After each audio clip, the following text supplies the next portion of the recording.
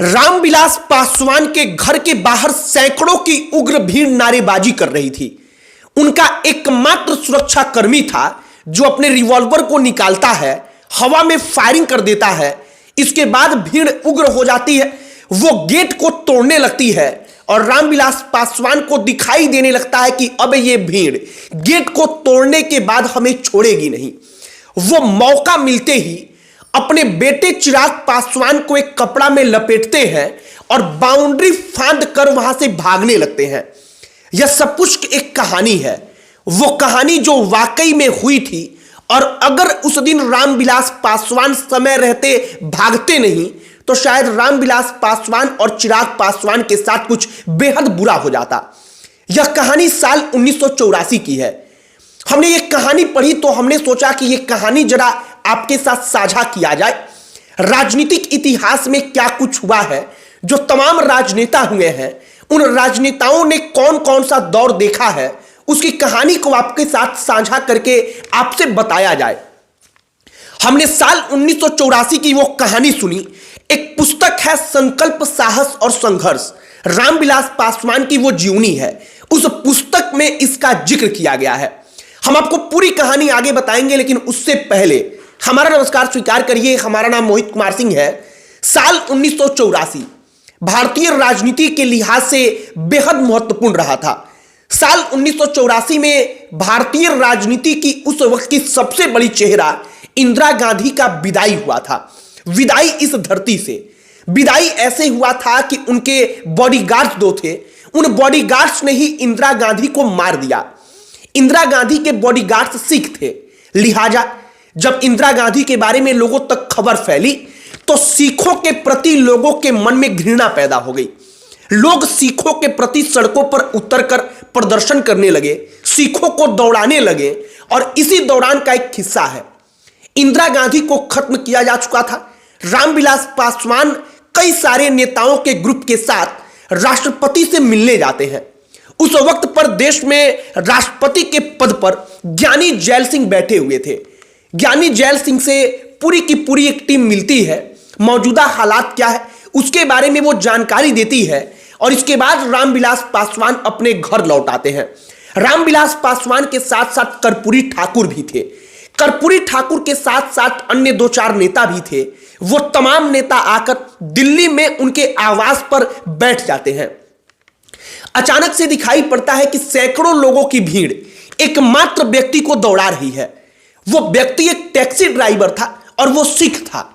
वो ड्राइवर जब दौड़ता हुआ रामविलास पासवान के आवास के सामने आया तो वो उनके गेट से अंदर घुस गया। रामविलास पासवान ने उस व्यक्ति को अपने घर में छुपा लिया। वो चाहते थे कि भीड़ उस व्यक्ति को जिसको दौड़ा रही है उसको छोड़कर वापस चली जाए। अब चूंकि लोगों का गुस्सा उस वक्त पर प्रचंड था, इंदिरा गांधी के बारे में लोगों ने सुना था, तो लोग एकदम पागल हुए थे। और आपको पता होगा कि जो भीड़ होती है वो उग्र भीड़, सामने कौन है, वो कितना बड़ा व्यक्ति है, इसके बारे में कुछ भी परवाह नहीं करती। उस वक्त पर सैकड़ों लोगों की भीड़ जो थी वो उग्र भीड़ रामविलास पासवान के घर के बाहर गेट के सामने आकर नारेबाजी करने लगती है। प्रदीप श्रीवास्तव जो एक लेखक भी हैं, वरिष्ठ पत्रकार भी रहे हैं, वो प्रदीप श्रीवास्तव जो रामविलास पासवान की उन्होंने जीवनी लिखी है संकल्प, साहस और संघर्ष, उसमें जिक्र करते हैं कि रामविलास पासवान के घर के बाहर लोग नारा लगाकर कहते हैं कि उस व्यक्ति को घर से बाहर करिए। लोगों का गुस्सा बढ़ता जा रहा था क्योंकि रामविलास पासवान उस टैक्सी ड्राइवर को जो सिख था उसको अपने घर से बाहर नहीं निकाल रहे थे। रामविलास पासवान के साथ कर्पूरी ठाकुर भी थे, लेकिन उस वक्त पर वहां पर गार्ड मात्र एक ही था और उसके पास एक रिवॉल्वर थी। जो कर्पूरी ठाकुर थे, अन्य नेता थे, रामविलास पासवान थे, वो पुलिस कर्मियों को फोन मिलाने लगते हैं, बड़े बड़े ऑफिसर्स को कॉल करते हैं। लेकिन पूरी की पूरी दिल्ली की स्थिति वैसी ही थी, हर तरफ अफरा तफरी का माहौल था, लिहाजा पुलिस वालों से कांटेक्ट नहीं हो पाता, बातचीत नहीं हो पाती, पुलिस समय पर वहां पर नहीं आ पाती। और इसके बाद रामविलास पासवान देखते हैं कि वो भीड़ गेट तोड़ने लगी है। एकमात्र सुरक्षाकर्मी होता है, 100 से ज्यादा उग्र लोगों की भीड़। और इसके बाद वो सुरक्षाकर्मी अपना रिवॉल्वर निकालता है और अपना अंतिम प्रयास करता है। अंतिम प्रयास करता है कैसे? वो अपने रिवॉल्वर को निकालकर हवा में फायरिंग कर देता है। जो भीड़ थी वो भीड़ और अधिक उग्र हो जाती है। वो गेट तोड़कर उनके घर में दाखिल होने लगती है। रामविलास पासवान के साथ साथ उनका 1.5 साल का एक बेटा था। बेटा का नाम चिराग पासवान, जो आज केंद्रीय मंत्री है। कर्पूरी ठाकुर थे, तमाम अन्य नेता थे। रामविलास पासवान एक कपड़ा उठाते हैं, चिराग पासवान को कपड़ा में लपेट देते हैं और 1.5 साल के अपने बेटे को लेकर और घर में जो अन्य सदस्य थे उनके साथ पीछे एक बाउंड्री थी, उस बाउंड्री की तरफ दौड़ते हैं। वो दौड़कर जाते हैं और बाउंड्री को फांद कर उस पार जाने में सफल हो जाते हैं। जब तमाम लोग बाउंड्री को फांद करके उस पार चले जाते हैं तो कुछ दूर भागने के बाद उन लोगों ने देखा तो घर में आग लगा दी गई थी।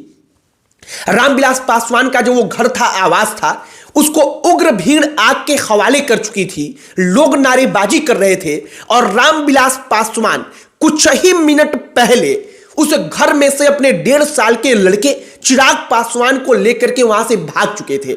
और यह कहानी जब हमने पढ़ा तो हमने सोचा कि वाकई में 1984 की यह कहानी जरा आपके साथ साझा किया जाए। इस कहानी को बताने का मकसद ही यह है कि तमाम राजनीतिक इतिहास में कौन कौन सी घटनाएं हुई हैं, अगर हमने उसे पढ़ा, हमें अच्छा लगा तो हम आपके साथ भी उसको साझा करें, जिससे आप भी परिचित हो पाए। चिराग पासवान जो 1.5 साल के उस वक्त पर मात्र थे, अगर उस दिन रामविलास पासवान उनको कपड़े में लिपट कर लेकर नहीं भागते तो शायद चिराग पासवान के साथ गलत होता। अगर चिराग पासवान ना होते, रामविलास पासवान ना होते तो राजनीति कितनी बदल जाती, आप इसका अंदाजा लगाइए। बाकी साल 1984 की यह कहानी है। साल 1984 में क्या हुआ था, तो इंदिरा गांधी के असमय जाने के बाद, उनके साथ जो घटना हुई थी उसके बाद सिखों के प्रति लोगों का गुस्सा आसमान पर था। चूंकि इंदिरा गांधी को खत्म करने के पीछे उनके बॉडीगार्ड्स जो थे वो सिख थे, और चूंकि उनका एंगल भी ऐसा सामने आया था कि वो सिख थे, इसी कारण से उन्होंने इंदिरा गांधी को खत्म किया है। इसके कारण लोगों का गुस्सा टूट पड़ा था। और दिल्ली में जब आप पढ़ेंगे क्या कुछ हुआ था 1984 में सिखों के साथ, तो आपके रोंगटे खड़े हो जाएंगे। उनके साथ बेहद बुरा हुआ था। और उसी तमाम कहानियों में एक कहानी रामविलास पासवान की, जब वो देश के प्रेसिडेंट ज्ञानी जैल सिंह से मिलकर वापस लौटते हैं, और जब वो वापस लौटकर अपने घर पर जाते हैं तो पूरी की पूरी गुस्साई भीड़ उनके घर में घुस जाती है, केवल इसलिए क्योंकि उन्होंने एक ड्राइवर को बचाने का प्रयास किया जो ड्राइवर सिख था। बाकी हमने आपको ये कहानी 1984 की बताई है, जो रामविलास पासवान और चिराग पासवान से भी जुड़ती है।